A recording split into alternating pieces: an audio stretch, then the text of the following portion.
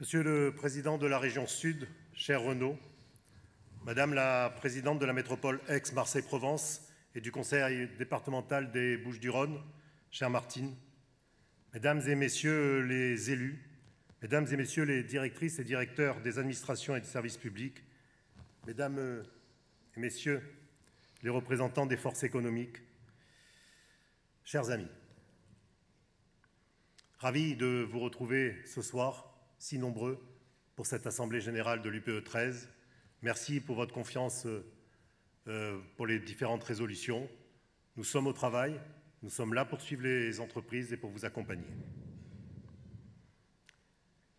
Les résultats des élections européennes sont sans équivoque et sont déjà lourds de conséquences. On peut avoir voté ce que l'on veut, on peut penser ce que l'on en veut, mais là, nous sommes désormais face à une décision claire du Président de la République. Il a souhaité une dissolution. Dans un contexte de grande incertitude, dans le contexte d'instabilité à venir que la France devrait connaître, nous devons agir, nous devons choisir.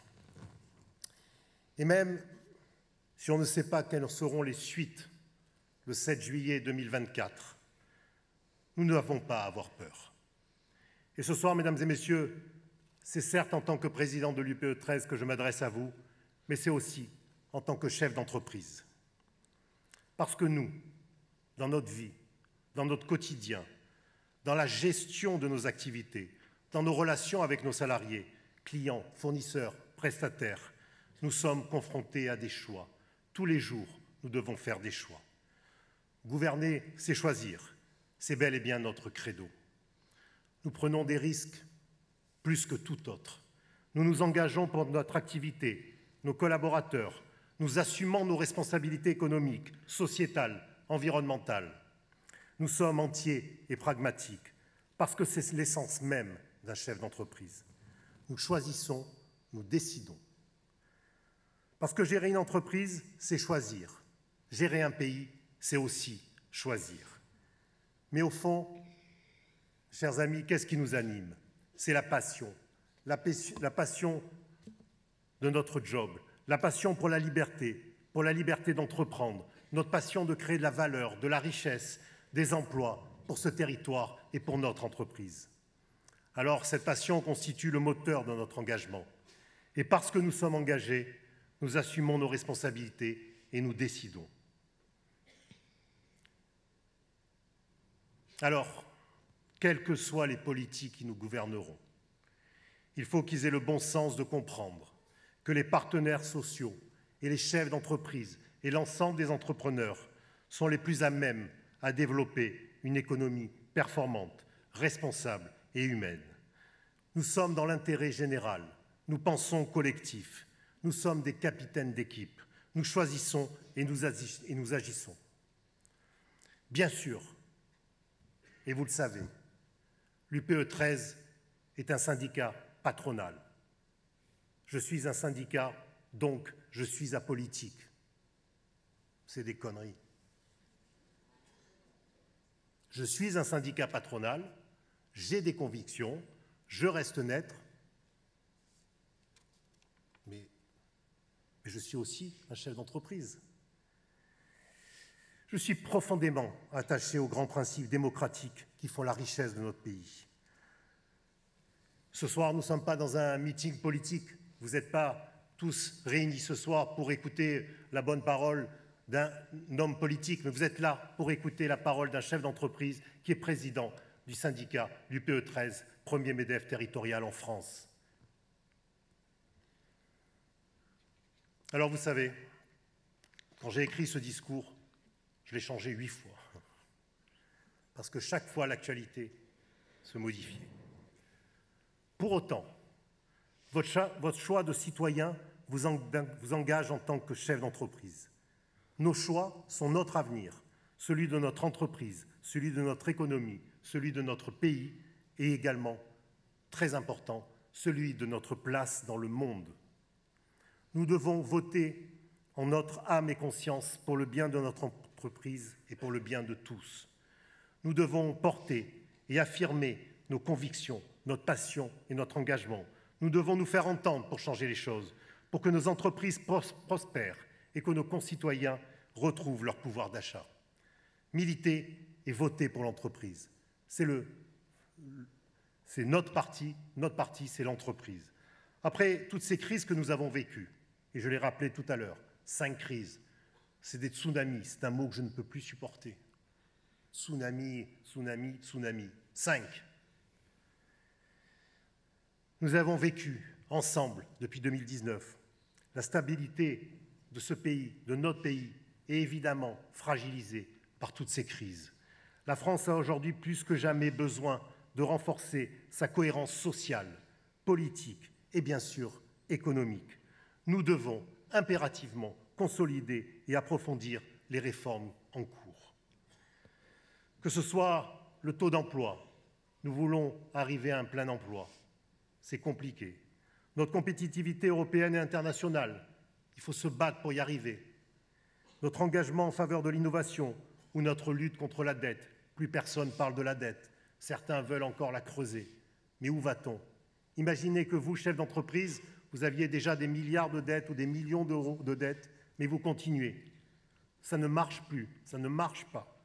Nous devons poursuivre et renforcer notre engagement. Je pense que nous sommes d'accord sur ce constat. Pourtant, je m'aperçois avec inquiétude que les programmes de certains aux législatives ne vont pas du tout dans ce sens.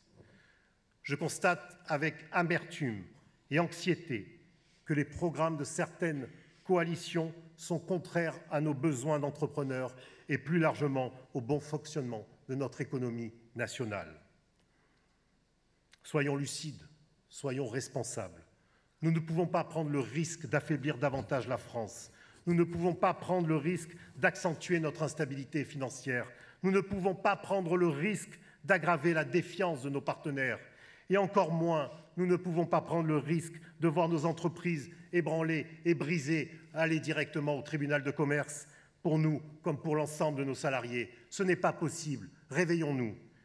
Je combattrai, mesdames et messieurs, et je vous le dis avec force et détermination, tous ceux qui veulent d'autorité et d'incompétence augmenter les salaires de 15%. Tous ceux qui veulent revenir sur la réforme des retraites. Tous ceux qui veulent redéfinir les règles sur l'assurance chômage. Tous ceux qui veulent augmenter la taxation des entreprises. Tous ceux qui veulent taxer les plus riches. Tous ceux qui disent à 4 000 €, on est riche. Mais moi, je vais vous le dire, je les emmerde.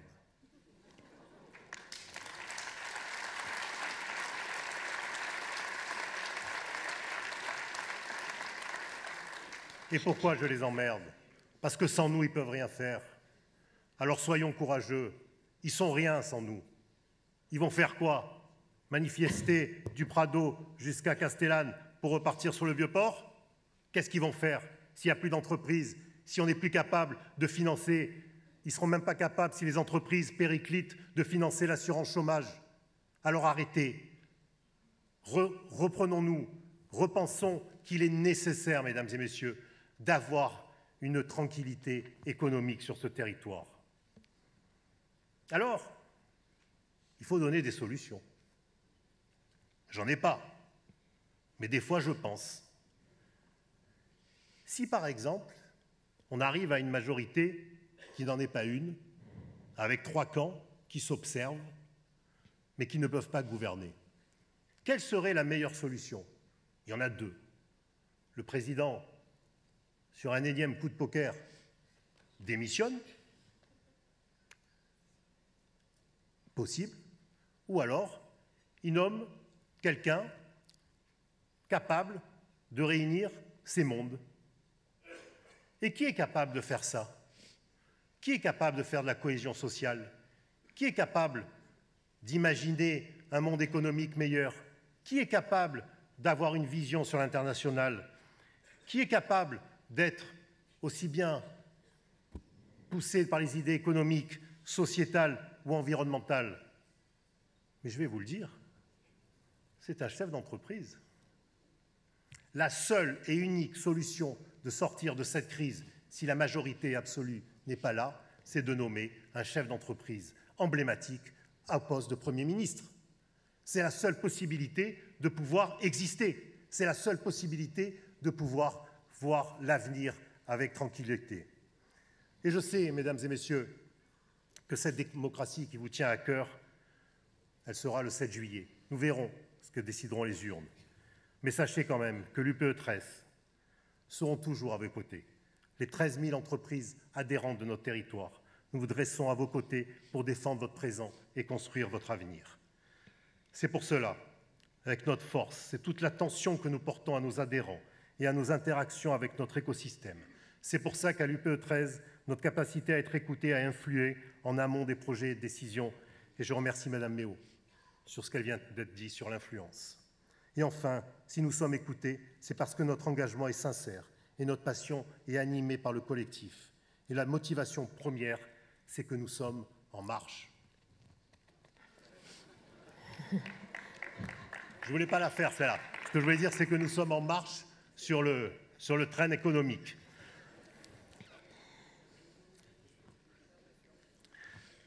Notre ADN est clair. Militer pour les entreprises, dans l'intérêt de tous. Militer, c'est ça un syndicat patronal. 1300 mandataires bénévoles.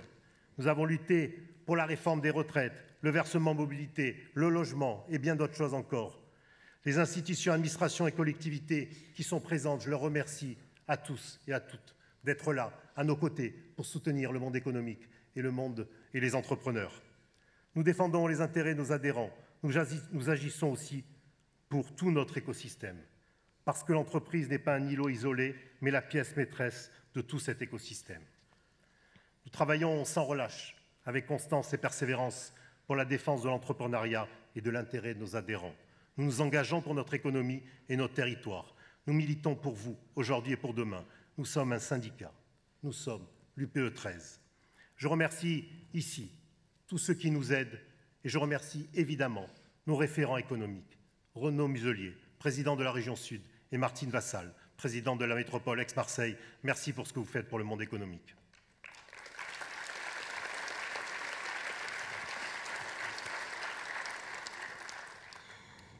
Mais il y a un autre problème qui va arriver rapidement.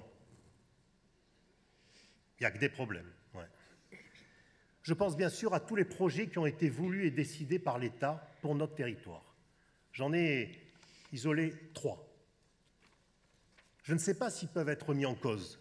J'en ai pas la certitude. Mais tout l'argent qui a été donné sur, par exemple, Marseille en grand, peut-il être repris par l'État? Peut-il, sur un coup de crayon, nous enlever tous ces budgets qui sont là pour faire grandir notre territoire? Oui, nous disent les politiques devant, mais c'est inquiétant. Donc attention, cette manne financière est une chance unique, ne la ratons pas. Nous avons également, et vous l'avez entendu, la nouvelle révolution industrielle qui se profile à Fos-sur-Mer et qui se décide maintenant.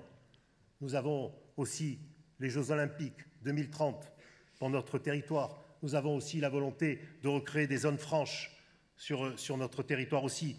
Donc tout ça, attention, ça peut être aussi dévastateur pour nos entreprises. Vous savez, il faut trouver la capacité à rassembler. Parce que je ne veux pas, parce que ce n'est pas bon pour nous, ce n'est pas bon en tant que citoyens, et c'est encore moins bon pour nos entreprises, d'avoir des fractures, qu'elles soient sociales, qu'elles soient économiques, qu'elles soient ethniques. Ce n'est pas bon. Il faut que nous soyons ensemble, réunis, pour pouvoir avancer sereinement. L'entreprise et le chef d'entreprise a besoin d'une vision, a besoin de savoir où il va. Pour l'instant, nous sommes totalement dans le flou et ce n'est pas possible de continuer comme ça. Mesdames et messieurs, tout ceci est nécessaire pour pouvoir maintenir le cap que nous avons, faire grandir nos entreprises et également pouvoir, et vous le savez que je suis très attaché à ça, passer le flambeau à notre jeunesse. C'est pourquoi à l'UPE 13, cet avenir, nous le construisons pour et avec notre jeunesse. Nous sommes à leur côté pour l'amélioration de la formation et de l'orientation, la découverte de l'entrepreneuriat, la transmission du goût, du challenge, de la création, et encore plus sur l'accompagnement des nouveaux entrepreneurs. La jeunesse a toujours été centrale pour nous. Je veux que cette année, notre jeunesse devienne l'architecte de son avenir. Nous serons, nous, UPE13, à ses côtés pour lui en donner les moyens. Écoutez bien cette phrase. La sagesse de notre expérience et la force de leurs rêves sont les deux faces d'une même pièce, deux faces indissociables. La complémentarité de nos intelligences est la clé de notre réussite collective. Alors, mesdames et messieurs, continuons à défendre la liberté d'entreprendre, continuons à transmettre le goût du travail et la saveur du mérite, continuons à décider, à choisir comme de véritables capitaines d'équipe, continuons à nous mobiliser pour le développement économique, sociétal, environnemental de notre territoire, continuons en fait à être des chefs d'entreprise et continuons à être des militants engagés pour le bien de tous, parce que nous sommes l'économie, parce que nous sommes les seuls à pouvoir mener à bien toutes ces réformes. Mesdames et messieurs, je vous remercie.